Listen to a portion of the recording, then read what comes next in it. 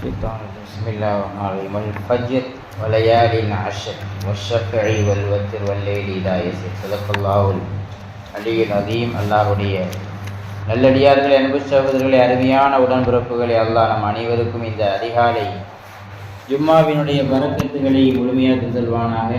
துல்ஹஜ் மாசத்துடைய முதல் 10 நாட்களில் ரப்புல் ஆலமீன் இந்த அடியார்களுக்கு என்னென்ன வெகுமதிகளை பரிசுகளை வழங்கிய வேண்டும் என்று சொல்லியிருக்கிறானோ அதையெல்லாம் நம் அனைவருக்கும் தந்தல்வானாக. குறிப்பாக அங்கே கூடியிருக்கின்ற ஹாஜிகள் உம்ரா செய்யக்கூடிய அந்த மக்களுடைய துவாவில் அல்லாஹ் நம்மையும் இணைப்பானாக.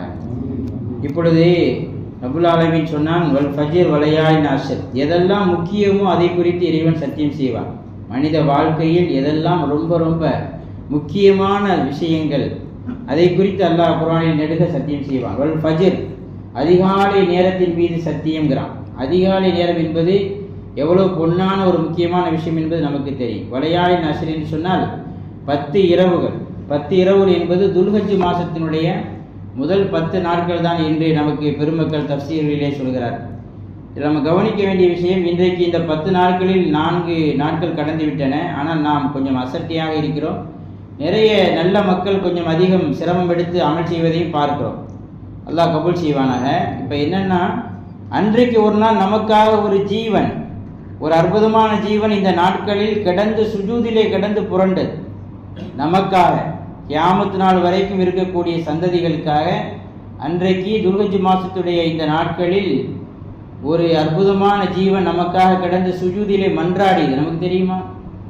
அது யாரு? அதுதான் நம்முடைய உயிருக்கு உயிரான, உயிரிலும் மேலான கண்மணி நாயகம் ஸல்லல்லாஹு அலைஹி வஸல்லம். துல்ஹஜ் மாசத்தினுடைய 8வது நாள் 9வது நாள் கடந்து புரளுகிறார்கள் இந்த உம்மத்திற்காக வேண்டி. 9வது நாள் அரஃபா தினத்திலே சுஜூதிலே கிடந்து அழுகிறார்கள்.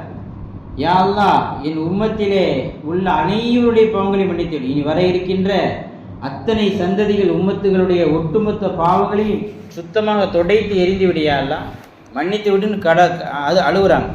இப்போ அல்லாஹ் சொன்னா, அரஃபா அன்னைக்கு சொன்னா, சரி நாயகமே, உங்களுடைய துவாவை நான் இன்னைக்கு மறுத்திருக்கிறேன், ஆனால் எல்லா பாவத்தையும் மன்னிச்சிடலாம் நாயகமே, ஒருத்தன் இன்னொருக்கு செய்த அநியாயத்தை தவிரன்னு சொல்லிட்டான். இல்லா வலம பஅதுஹும் பஅதா, ஒருத்தன் இன்னொருத்தருக்கு செஞ்ச அநியாயத்தை மன்னிக்கிறத நான் வெயிட்டிங்கில் வைக்கிறேன். எது வரைக்கும்? சம்பந்தப்பட்ட பாதிக்கப்பட்டவன் மன்னிக்கிற வரைக்கும் நான் அதை ஒன்றும் செய்ய முடியாது, அது வெயிட்டிங் தான் அப்படின்னு சொன்னான். செல்லாசம் விடுவாங்களா? மறுபடியும் கிடந்து போடுறாங்க. ஏல்லா, அல்லாவுக்கே ஒரு டிப்ஸ் கொடுக்குறாங்க. எப்படின்னு சொன்னால், ஒரு ஐடியா கொடுக்குறாங்க. அந்த ஐடியாவும் அல்லா தான் போட்டிருப்பான் உள்ளதில், அது சந்தேகமே இல்லை. ஆனால் ஸல்லல்லாஹு அலைஹி வஸல்லம் இந்த உம்மத்தின் மீது கிடைச்ச ஒரு பெரிய கருணை என்னன்னு சொன்னால், பாருங்கள், விடாமல் கேட்குறாங்க. என்ன கேட்குறாங்க? ஏல்லா, நீ நினச்ச இப்படி செய்யலாம் தானே? எப்படி? பாதிக்கப்பட்டவனுக்கும் பாதிப்பு இல்லாமல் அநியாயம் செய்தவனுக்கும் மன்னிக்கிறதுக்கு நிறைய வாய்ப்பு இருக்குது. எப்படி அப்படின்னு சொன்னால், அநியாயம் செஞ்சவனை மன்னிச்சிரு, அந்த பாவத்தையெல்லாம் நீ மன்னிச்சிரு. அப்போ பாதிக்கப்பட்டவன், அவனுக்கு என்ன நியாயம்? பாதிக்கப்பட்டவனுக்கு உன் தரப்புலேருந்து நிறைய நன்மையை அள்ளி கொடுத்துரு, அவனுடைய மீசான் தராசை நிரப்பி விட்டுரு, முடிஞ்சு போச்சு. உனக்கு முடியாத காரியமா அப்படின்னு சொன்னோன்னே அல்லாஹ் தஆலா மறுநாள் முஸ்தலிஃபா தினத்திலே வைத்து துல்ஹஜ் 10 அன்னைக்கு வச்சு அந்த துவாவையும் கபூல் வெயிட்டிங் லிஸ்ட்டில் இருந்தது, அதுவும் என்னாச்சு? அப்ரூவல் ஆயிடுச்சு. அப்போ என்னென்ன, இந்த உம்மத்தை பொறுத்த வரைக்கும் பாதிக்கப்பட்டவனுக்கு நிறைய நன்மைகள், அவன் பொறுமையோடு இருந்தான். அநியாயம் செய்தவனுக்கு கூட யாரா அவன் பாவத்தை மன்னித்து விடு என்று கேட்ட கருணையின் வெளிப்பாடை நாம் பார்க்கிறோம். அப்படி கடந்து உருகுனால தான் இந்த உம்மத்திற்கு அல்லாஹ் தஆலா மிகப்பெரிய சிறப்பாக கொடுக்குறான். அதனால தான் இப்லீஸால தாங்க முடியல. இப்லீஸ்க்கு என்ன, 50-60 வருஷமா இந்த பாவத்திலேயே முழுக வச்சிருந்த அந்த அடியானை இந்த அரஃபா தினத்தில் எல்லா டோட்டல் பாவத்தையும் அல்லாஹ் மன்னிச்சிடுறான்.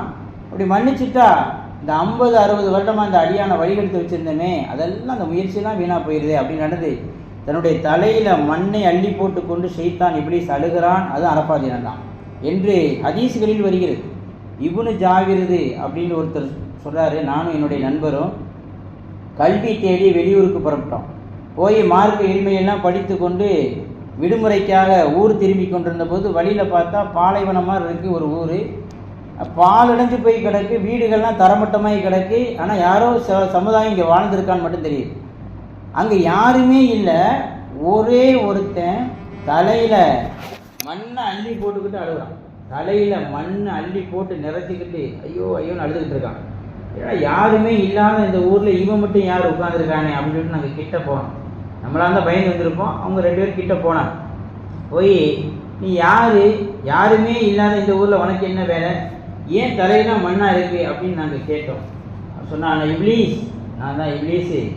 சரிடா, உனக்கு தான் நிறைய வேலை இருக்குமே, டியூட்டி இருக்குமே, இங்கே வந்து என்ன செய்கிற அப்படின்னு கேட்டால், அந்த டியூட்டியெல்லாம் என்னுடைய சிஷியர்கள் பார்த்துக்கிடுவாங்க. எனக்கு என்ன இப்போ கவலைன்னா, இந்த மக்களை வந்து இந்த உலகத்தினுடைய அடியார்கள் முஸ்லீம்கள் அனைவரையுமே பல வருடங்களாக பாவத்திலே மூழ்க வைப்பதற்கு பல முயற்சிகள், பல வேலைகள் என்ன பண்ணேன்.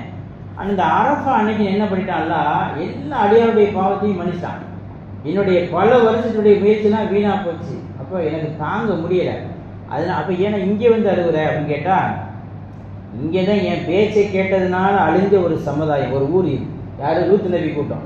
லூத் அலைஹிஸ்ஸலாமுடைய மக்கள் அந்த நபியுடைய பேச்சை கேட்காம என்னுடைய பேச்சை கேட்டதுனால ஒட்டுமொத்தமாக அழிஞ்சு நாசமான இந்த ஊரில் வந்து இந்த அழிஞ்சு போன இந்த இடத்தெல்லாம் பார்த்து கொஞ்சம் ஆறுதல்ப்பா, நம்ம பேச்சை கேட்கறதுக்கு இந்த உலகத்தில் ஆள் இருந்திருக்காங்க அப்படின்னு கொஞ்சம் ஆறுதல் பட்டுக்கிறேன் அப்படின்னு அவன் சொன்னான் அப்படின்னு வருது. இந்த மாதிரி அரஃபா தினத்து அன்னைக்கு இப்ளீஸ் தன்னுடைய தலையில் மண்ணை அள்ளி போட்டு கொண்டு அழுவான். அவன் மண்ணை அள்ளி போட்டு கதறி அழுத சம்பவம் 4 தான். 4 சந்தர்ப்பங்கள் அழுகுறான். அதில் ஸல்லல்லாஹு அலைஹி வஸல்லம் பிறந்த அன்றைக்கு அப்படின்னு வருது. அது மாதிரி ஒவ்வொரு வருஷமும் அரஃபா தினத்து அன்னைக்கு இப்ளீஸ் அழுகிறான். அடியார்களுக்கு இறக்கப்பட்ட அருளை நினைத்து அழுகிறான். அடியார்களுக்கு இறக்கப்பட்ட பாவ மன்னிப்பை நினைத்து அழுகிறான்.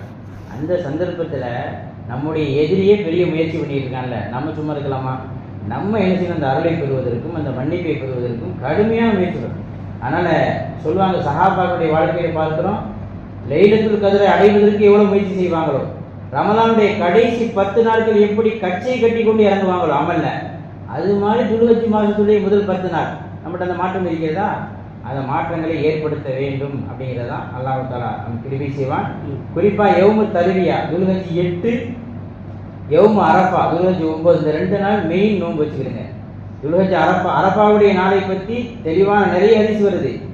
யௌமு தர்வியா மறந்துடும், அது என்ன துல்ஹஜ் 8, அது ரொம்ப முக்கியமான நாள் தான், நிறைய நன்மை இருக்குது. முடிஞ்சால் 2 நோன்பு வச்சுருங்க, ரொம்ப சிறப்பாக தான் நமக்கு நன்மையை தருவான்.